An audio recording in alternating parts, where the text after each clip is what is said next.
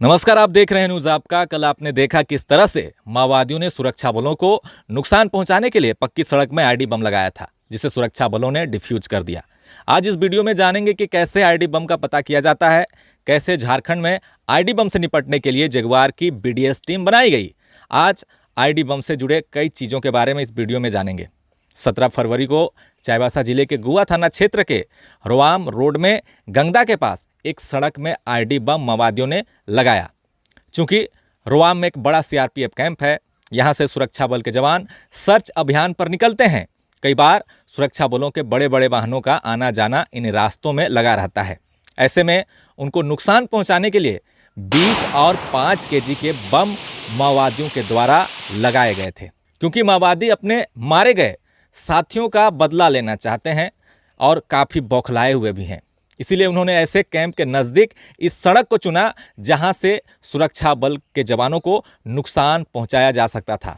मगर जब भी जवानों का काफिला गुजरता है या वीआईपी मूवमेंट होती है तो पहले रोड ओपनिंग पार्टी लगाया जाता है, जो सड़क के दोनों ओर पैदल ही चलकर हर एक जगह की जाँच करते हैं। ऐसे में अगर बम डिटेक्ट नहीं होता तो एक बड़ा नुकसान सुरक्षा बलों के जवानों को हो सकता था, क्योंकि आईडी बम को ऐसे जगह प्लांट किया गया था जहां पर घुमावदार रास्ता था और कोई भी वाहन वहां से गुजरते वक्त उस सड़क किनारे से ही गुजरेगी जहां पर बम लगाया हुआ था, और आसानी से बम को ट्रिगर करके सुरक्षा बलों को नुकसान पहुंचाया जा सकता था।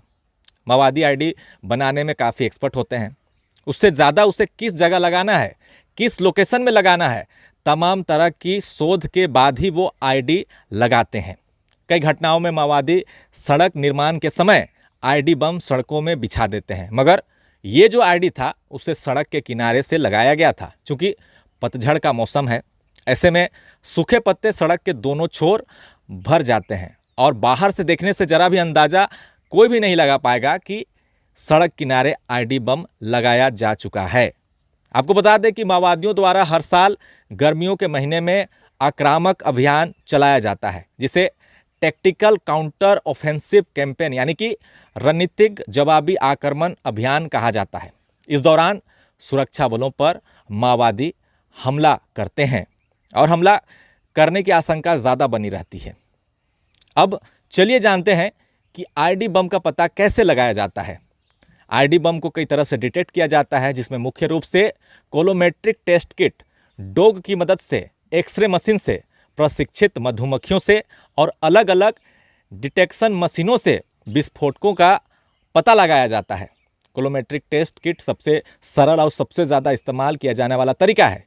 किसी अज्ञात बक्से हो या किसी चीज़ पर एक केमिकल लगाया जाता है और अगर केमिकल को विस्फोटक की भनक लग जाए तो वह रंग छोड़ता है, जिससे पता चल जाता है कि अंदर आईडी है। वहीं डॉग को खास तौर पर प्रशिक्षित किया जाता है ताकि वो विस्फोटकों के बारूद को सूंघ सके और बहुत तेज़ी से बम जो डॉग होते हैं वो सूंघ लेते हैं।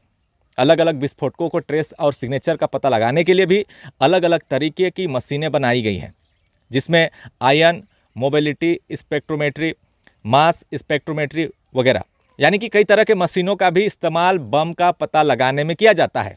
जब झारखंड में नक्सलवाद की शुरुआत हुई तो शुरुआती दौर में आईडी बम से निपटने में काफ़ी ज़्यादा परेशानी होती थी। उसके लिए बाकायदा झारखंड में जगुआर बीडीएस टीम बनाया गया, जो स्पेशली बम डिटेक्शन का काम करते हैं। जगुआर कैंपस में बड़े एक विशेष रूम में विभिन्न तरह के बमों को डिस्प्ले के माध्यम से जवानों को उसकी जानकारी दी जाती है। इन जवानों को ऑपरेशन के दौरान इतिहास में हुई गलतियों से भी सबक लेने के लिए सिखाया जाता है। जैसे कि रात को नक्सली पेड़ काट कर गिरा देते हैं और जैसे ही कोई हटाने की कोशिश करता है तो आईडी ब्लास्ट हो जाता है। डेड बॉडी के अंदर जो है प्रेशर बम लगा देते हैं ताकि कोई भी अगर 100 को उठाने आए तो एक बड़ा नुकसान माओवादी पहुंचा सके। इस तरह के कई एग्जाम्पल हैं जो तमाम तरह की जानकारी ट्रेनिंग में दी जाती है। इसके अलावा केन बम, कुकर बम, साथ साथ सीरीज बम और सिरिंज बम के बारे में भी जवानों को सिखाया जाता है। यानी कि स्पेशली नक्सलवाद से निपटने के लिए झारखंड जगुआर बनाई गई और जो लगातार जंगलों में सफल नक्सल ऑपरेशन कर रहे हैं, वहीं जगुआर बीडीएस टीम के द्वारा लगातार सैकड़ों आईडी बमों को निष्क्रिय भी किया जा रहा है। कि ऐसे में कहे तो सरकार हर तरह से नक्सलवाद के खात्मे की कोशिश में लगी हुई है और ऑपरेशन लगातार जारी है। सबसे ज़्यादा सुरक्षा बलों को अगर नुकसान पहुंचा है तो आईडी ब्लास्ट से ही सुरक्षा बलों को नुकसान पहुंचा है। ऐसे में जो पहले की तुलना में अब जो है काफ़ी एहतियात बरते जाते हैं और छोटी सी गलती एक बहुत बड़ा नुकसान सुरक्षा बलों को उठाना पड़ता है। लेकिन हाल के दिनों में देखा होगा आपने, एक सफल नक्सल ऑपरेशन भी चलाया जा रहा है, साथ ही साथ बमों को जंगली पहाड़ी इलाकों से पगडंडियों से भी सफलतापूर्वक विनिष्ट किया जा रहा है। अभी के लिए बस इतना ही। देखते रहे न्यूज़ आपका। धन्यवाद। लेकिन ये वीडियो कैसी लगी, कितनी इन्फॉर्मेटिव थी, कमेंट में ज़रूर बताएं। मिलते हैं किसी अन्य अपडेट के साथ। देखते रहे न्यूज़ आपका। धन्यवाद।